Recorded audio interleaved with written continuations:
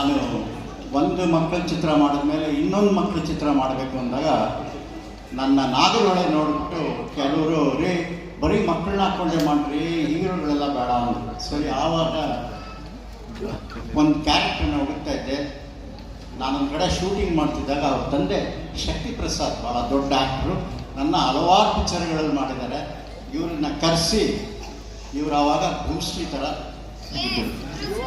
ನೋಡಿದ ತಕ್ಷಣ ನಾನು ಓಕೆ ಮಾಡಿದೆ. ಅವ್ರ ತಂದೆ ನನ್ನ ಹಿಗ್ಗ ಮೊಗ್ಗ ಬೈದರು, ಸರ್ ನಿಮ್ಗೆ ಬುದ್ಧಿ ಇದೆಯಾ, ನಮ್ಮ ಮಗನೆಲ್ಲ ಹಾಳು ಮಾಡ್ಬಿಡ್ತೀರಾ, ನೀವು ಸಿನಿಮಾಗೆ ಅಕ್ಷರ ಸೇರಿಸ್ತಾ ಇದ್ದೀರಾ ಅವನ್ನ ಅಂತ. ಅವ್ರ ಹತ್ರ ನಾನು 2 ದಿವಸ ಜಗಳ ಆಡಿ ಆಮೇಲೆ ಒಪ್ಪಿಸಿದೆ. ಆ್ಯಂಡ್ ಈ ಬಿಕೇಮ್ ಎ ಗ್ರೇಟ್ ಸ್ಟಾರ್. ಅದು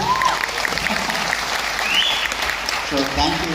ಅಂದರೆ ಒಬ್ಬೊಬ್ಬರು ಡೆಸ್ಟಿನಿ ಹಾಗೆ ಬಂದಿರುತ್ತೆ, ನಾವೆಲ್ಲೋ ಒಂದು ಸ್ಟ್ಯಾನರ್ ಥರ ತಳ್ತೀವಿ ಅಷ್ಟೇ. ಬಟ್ ಈ ಡಿಸರ್ವ್ಸ್ ಇವತ್ತು ತಮಿಳು, ಹಿಂದಿ, ಕನ್ನಡ ಪ್ರತಿಯೊಂದು ಚಿತ್ರದಲ್ಲೂ ಒಂದು 100% ಆ್ಯಕ್ಷನ್ ಹೀರೋ ಅಂತ. ಆಲ್ಸೋ ಎಮೋಷನಲ್ ಕೂಡ ಎಂತೆಂಥ ಪಿಕ್ಚರ್ಗಳು ಮಾಡಿದ್ದಾರೆ. ಇನ್ನೂ ಹೆಚ್ಚಿಗೆ ಮಾಡಿ ನಮ್ಮ ಕರ್ನಾಟಕಕ್ಕೂ ಅವಾಗ ಬರ್ತಾಯಿರಿ ಪಿಕ್ಚರ್ಗಳು ಮಾಡಿ. All the best. Thank you.